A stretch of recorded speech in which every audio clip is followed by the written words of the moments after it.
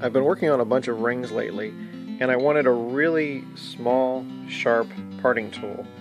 There's some great simple designs online for $5 or $6. I was getting ready to make one of those, and then I was poking around in the shop and I found a bunch of these shelf hangers and thought that might make a good tool.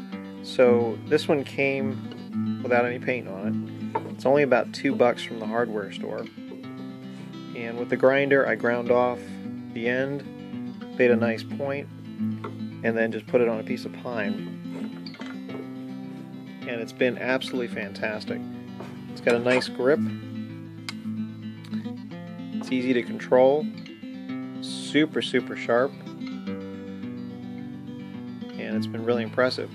So for about $2, you can make one of these things.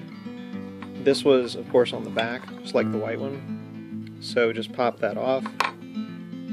This could be cut and smoothed over to make a nice, pretty finished end.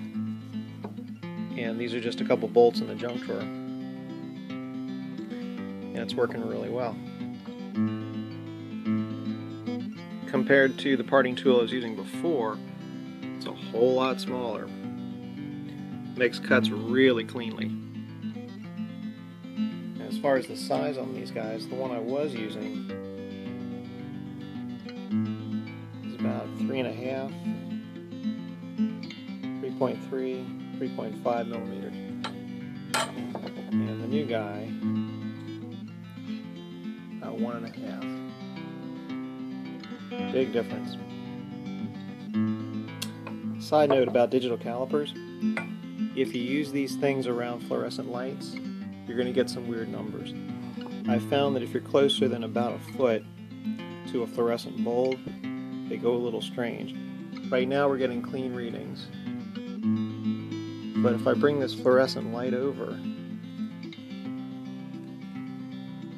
you start getting crazy stuff.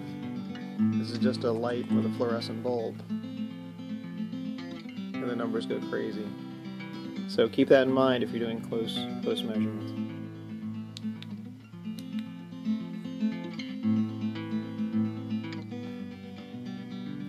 So for making these rings, this thing has been great.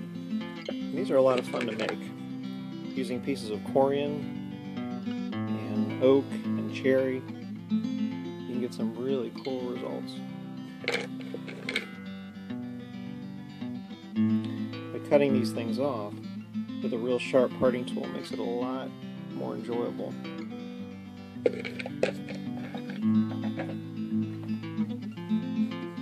This is actually a cutoff from another ring I was making, but to show how well this cuts, we'll just turn this and cut that off.